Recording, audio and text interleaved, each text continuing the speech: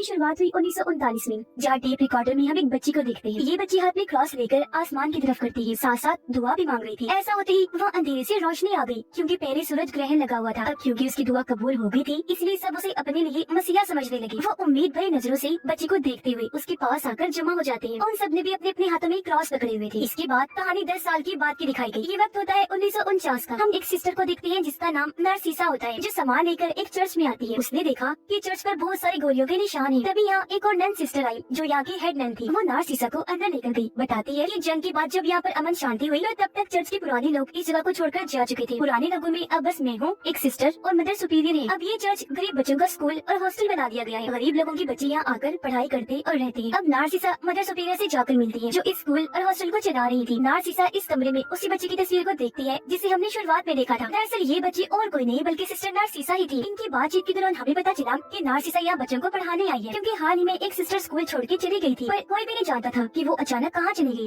अब नरसिसा को एक कमरा दिया गया, जहाँ वो अपना सामान रखने लगती है, पर उसका सूटकेस आगे नहीं जा रहा था। उसने जब चेक किया तो वहाँ एक बॉक्स पड़ा हुआ था, जिसे खोलने पर अंदर एक घर, एक सिस्टर की तस्वीर और एक कैंची थी। तस्वीर पर इस सिस्टर का नाम भी था, जो सुकोरो होता है। उसकी तस्वीर हाथ में लेकर नरसिसा सिस्टर सुकोरो का नाम लेती है। ऐसा होते ही सामने बड़ी कुर्सी हिलने लगी, जो एक आवाज के साथ नीचे गिर जाती है। तभी कोई बाहर का दरवाजा जोर जोर से पीटने लगता है। हालांकि नरसिसा दरवाजा खोलकर देखती भी है, पर वहाँ उसे कोई भी दिखाई नहीं देता। लेकिन हाँ, उसे अपने कमरे के सामने वाली दीवार पर एक निशान बना दिखता है, जो पहले नहीं था। पर वो इसे नजरअंदाज करके अपनी क्लास में आ जाती है बच्चों को पढ़ाने के लिए। वो सबसे पहले बच्चों को अपने बारे में बताकर ब्लैक बोर्ड पे अपना नाम लिखने लगती है। और अब जैसे नरसिसा ने अपना नाम लिखा, सभी बच्चे अजीब तरह से डरने लगे। मुंह ही मुंह में कुछ बोलने लगते हैं। एक बच्ची रोजा तो इतनी डर जाती है कि उसका टॉयलेट ही निकल जाता है। क्लास खत्म होने के बाद नरसिसा रोजा के पास आई, पूछती है कि जब मैंने ब्लैक बोर्ड पर अपना नाम लिखा था तो तुम और सारे बच्चे क्यों डर रहे थे? पर रोजा के कुछ भी बताने से पहले उसकी जुड़वा बहन रोजा को बोलने से मना करती है कि वो नरसिसा को कुछ न बताए। अब जब नरसिसा अपने कमरे में आई तो उसने देखा कि दीवार पर बना वो निशान, जो मैंने पहले भी देखा था, वो अब थोड़ा और बढ़ गया है। रात ही रात में किसी ने वहाँ एक और लकीर खींच दी थी, पर नरसिसा अभी भी इस पर इतना ध्यान नहीं देती। बाद में मदर सुपीरियर उसे एल्बम दिखाती है, जिसमें उन सिस्टर्स और नन्स की भी तस्वीरें थी, जिन सबकी यहाँ काम करते करते मौत हुई। एल्बम में एक तस्वीर गायब थी, जो देखकर नरसिसा समझ जाती है कि ये गायब तस्वीर जरूर सिस्टर सुकोरो की होगी, जो उसे कमरे में मिली थी। वापिस अपने कमरे में आकर सिस्टर सुकोरो की तस्वीर देखने लगती है। एक बार फिर कुर्सी हिलने लगी, जो आवाज के साथ नीचे गिर जाती है। पहले की ही तरह फिर से कोई जोर जोर से दरवाजा पीटने लगा। वो कान लगाकर सुनती है, लेकिन कोई नहीं था। अब उसे लगने लगा कि ये जरूर मेरे किसी गलती की वजह से ही हो रहा है मेरे साथ, इसीलिए वो अपने आप को ही पीटने लगी। क्योंकि उनके रिलीजन मजहब में ये माना जाता है कि अगर आप खुद को मारकर सजा देंगे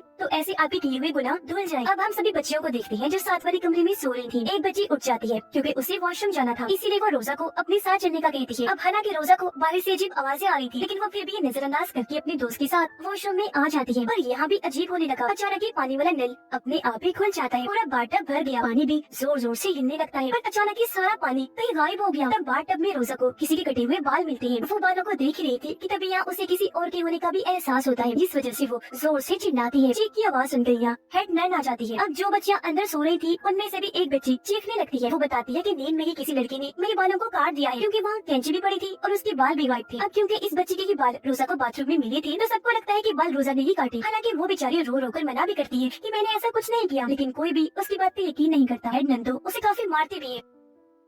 अगली सुबह नरसिसा जब क्लास में आई तो उसने देखा कि आज रोजा क्लास में नहीं है। उसे पता चला कि हेड नन ने सजा के तौर पर उसे एक सेल में बंद कर दिया है। नरसिसा जब उसके पास सेल में गई तो रोजा उसे बताती है कि हाँ, वो हरकत मैंने नहीं की थी। उस वक्त मैंने बाथरूम में किसी बच्ची की आत्मा को देखा था। वो सिर्फ मुझे ही नजर नहीं आई, बल्कि आपके आने से पहले भी कई सारे लोगों को आत्माओं की आवाजें आई और वो दिखाई भी दी। और तो और हम सब बच्चों को दीवार पर वो निशान बना हुआ देखा था, जैसा आपके कमरे के सामने बना हुआ था। हमने जब ये बात उस सिस्टर को बताई जिसकी जगह पर आप आई हो, तो उसकी तस्वीर का एक पैर बनाकर उस नामुकम्मल तस्वीर को पूरा कर दिया। ऐसा उन्होंने इसलिए किया ताकि वो हम सब बच्चियों को बता सके कि यहाँ कोई आत्मा नहीं है, जबकि आत्मा यहाँ पर है। लेकिन जब उस सिस्टर ने तस्वीर को पूरा किया तो उसका नाम अपने आप ही ब्लैक बोर्ड पर लिखा गया, जिसके बाद वो गायब हो गई। किसी को भी नहीं पता कि वो कहाँ गई है, जिनकी जगह पर फिर बच्चों को पढ़ाने के लिए आ पाई। आगे रोजा बताती है कि आप जब पहले दिन क्लास में आई थी, जब अपना नाम ब्लैक बोर्ड पर लिख रही थी, तो यही वजह है कि सारे बच्चे डर रहे थे, क्योंकि एक बार अगर किसी का नाम ब्लैक बोर्ड पर लिखा गया तो इसका मतलब कि उसका मरना या गायब होना तय है। शाम के वक्त नरसिसा जब वापस आई तो उसने देखा कि एक सिस्टर किचन में मोमो जैसी कोई डिश बना रही है। वो पूछने पर उस सिस्टर ने बताया कि ये कल सुबह का बच्चों का नाश्ता है। वो नार्सिसा को भी एक मोमो खाने को देती है ताकि वो बता सके कि इसका जायका कैसा है। नार्सिसा वो खा तो लेती है लेकिन उसका जायका काफी अजीब था और अब अचानक ही उसके मुंह से खून और वो चीज आने लगती है जो उसने खाई थी। पता चला कि वो मोमो नहीं बल्कि इंसानी आंखें हैं, जो देखकर नार्सिसा का दिल खराब हो जाता है। उसे बहुत बुरा लगा और अब वो जैसे सामने देखती है पता चला कि ये आंखें और किसी की नहीं बल्कि उस सिस्टर की थी जो अब बिना आंखों की बहुत डरावनी लग रही थी। उसे ऐसी हालत में देखकर नार्सिसा बुरी तरह डर जाती है, जोर से चिल्लाने लगी। वो फिर भागकर एक कमरे में आ गई जहाँ कोई उसका गला और पूरा जिस्म दबाकर मारने की कोशिश करता है क्योंकि उसका चेहरा कपड़े से ढका गया था और कपड़े भी तंग होती जा रही थी। बुरी तरह नार्सिसा को नोचने लगा जिसके साथ ही नार्सिसा की आंख खुल गई। उसे ये देखकर सुकून का सांस आया कि ये मेरा बस बुरा सपना ही था। पर अब आंखें खोलने पर उसने देखा कि वो निशान अब और बड़ा हो गया है जो शुरू से उसे दिखाई दे रहा था। निशान में मरने वाले इंसान के अब 2 हाथ और एक पैर भी होता है और अब बस एक पैर ही बनना रह गया था जिससे ये तस्वीर पूरी हो जाएगी। खैर इस चीज को फिर से नजरअंदाज करके नार्सिसा बच्चों को पढ़ाने के लिए आ जाती है जहाँ एक बार फिर बच्चे हल्का हल्का बोलते हुए डरने लगती है। रोजा तो इतना डर गई कि फौरन उठकर वहाँ से भाग जाती है। तभी नार्सिसा देखती है कि अब ब्लैक बोर्ड पर रोजा का ही नाम लिखा हुआ है पर वो यहाँ से सीधा रोजा के पास आई ताकि उसे संभाल सके। नार्सिसा उसे समझाने की कोशिश करती है कि देखो घबराने की कोई जरूरत नहीं है, मैं तुम्हारे साथ हूँ। रोते हुए रोजा उसे बताती है कि एक बच्चे की आत्मा मुझे अब हर जगह दिखाई दे रही है। नार्सिसा को समझ नहीं आती कि वो क्या करे। तब वो रोजा का हाथ पकड़ के तस्वीर का आखिरी पैर बनाकर उस तस्वीर को पूरा कर देती है ताकि पहले वाली सिस्टर की तरह उसे बता सके कि यहाँ कोई आत्मा नहीं है। पर अचानक रोजा फिर से डर गई। नार्सिसा को कहती है कि तुम्हारे पीछे कोई है, पर अब वो बच्चे की आत्मा नहीं बल्कि डरावनी औरत है। जैसे नार्सिसा उसे देखने के लिए मुड़ी वहाँ पर कोई भी नहीं था पर अब वापस देखने पर रोजा गायब हो जाती है। नार्सिसा काफी घबरा गई। वो और रोजा की जुड़वा बहन हर जगह उसे ढूंढती है लेकिन वो कहीं भी नहीं मिली। घबराहट में नार्सिसा हेडमैन को भी बता देती है कि रोजा गायब हो गई है और वो तो नार्सिसा को ही डांटने लगती है। वो उस पर काफी भड़की ये स्कूल छोड़ जाने को कहती है। ऐसा लग रहा था जैसे हेडमैन ये नहीं चाहती कि यहाँ जो कुछ भी हो रहा है नार्सिसा उसके बारे में पता लगवाए। पर नार्सिसा रोजा को ढूंढते हुए अब एक छोटे से कमरे में आ गई पर वो यहाँ से बाहर जा ही नहीं पाती क्योंकि दरवाजा बंद करके कोई उसे यहाँ कैद कर देता है। तभी उसे सामने कई सारी आंखें दिखाई देने लगती है और पीछे से ढेर सारे हाथ आकर नार्सिसा को पकड़ लेते हैं, उसे डराने और मारने की कोशिश करती है।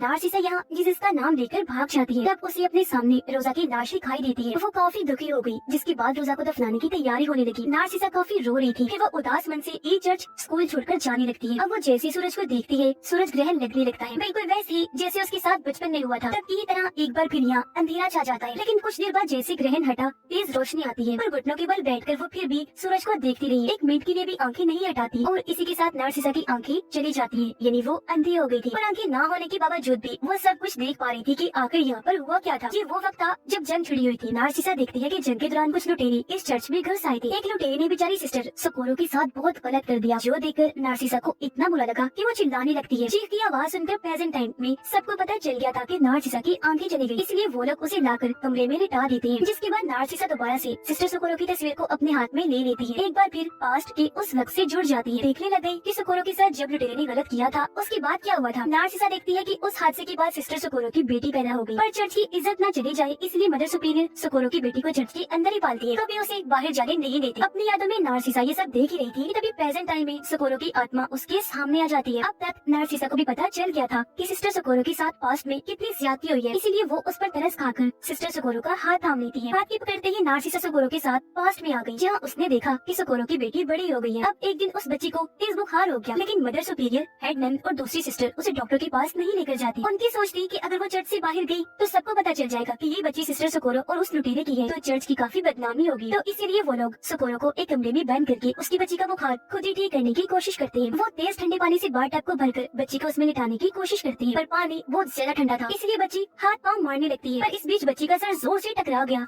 खून निकलने लगता है। अचानक ही बच्चे ने हरकत करना बंद कर दी यानी कि उन लोगों के हाथों बच्चे की जान चली गई। अपनी बेटी के मरने का जब सोकोरो को पता चला तो वो इस गम को बर्दाश्त नहीं कर पाई और अपनी जान ही ले लेती है। और अब पास में ये सब होते हुए देखकर नार्सिसा को बहुत बुरा लगा। वो उस कमरे को खोल देती है जहाँ उन तीनों ने सिस्टर सोकोरो को बंद करके रखा था। जो कमरा हमेशा से बंद रखा, किसी को वहाँ जाने की इजाजत नहीं। और अब जैसे ही कमरा खुला यहाँ पर 2 टाइमलाइन चलने लगती है, एक पास्ट और एक प्रेजेंट की जो दोनों एक दूसरे से जुड़ जाती है। कमरा खुलते ही पास्ट में जहाँ सोकोरो फांसी से लटकी हुई थी उसकी आँख खुल जाती है और अब उसकी लाश पास्ट में घूमने लगी जबकि प्रेजेंट में उसकी आत्मा तीनों को डराने लगती है यानी मदर सुपीरियर, हेडमैन और सिस्टर को जिनके हाथों उसके बच्चे की मौत हुई थी। पास्ट में सोकोरो हेडमैन का मुंह अजीब तरह से तोड़ देती है जिससे उसकी मौत हो गई। अब यहाँ हेडनन की मरते ही प्रेजेंट में भी उसकी मौत हो जाती है। फिर पास में सोकोरो मदर सुपीरियर के पास गई, वो उसका मुंह पकड़ के बार टब में डबो देती है। ऐसे फिर मदर सुपीरियर के पास में मौत होते ही प्रेजेंट में भी वो मारी जाती है और फिर सोकोरो तीसरी सिस्टर को भी मार देती है। अब इस तरह सोकोरो ने इन तीनों को मारकर अपनी बेटी का बदला ले लिया। और जो बार बार नार्सिसा के कमरे में कुर्सी गिर रही थी, वो असल में सोकोरो ही उसे इशारा देने की कोशिश कर रही थी, जबकि रोजा को उसकी बेटी की आत्मा दिखाई दिया करती थी। स्कूल में पूरी तरह अमन शांति आ जाती है, मतलब सब कुछ नॉर्मल बिल्कुल ठीक हो गया था। ये स्कूल हर लिहाज से महफूज था, क्योंकि बदला पूरा होते ही इन्हीं मदर सुपीरियर और हेडनन की मरने के बाद किसी को ना तो वो निशान दिखा और ना ही सोकोरो और उसकी बेटी की आत्मा। और अब यहाँ से सीन शिफ्ट होकर आ जाता है 40 साल के बाद, यानी 1991 में, जहाँ अब ये जट स्कूल काफी बड़ा और अच्छा बन गया था। यहाँ पर नए नए बच्चे आकर पढ़ा करते थे, जिसे अब नार्सिसा ही चला रही थी, जहाँ वो काफी बूढ़ी हो गई थी पर अभी भी बच्चों को पढ़ाया करती थी। इसी के साथ ही इस फिल्म की कहानी यहीं पर खत्म हो जाती है।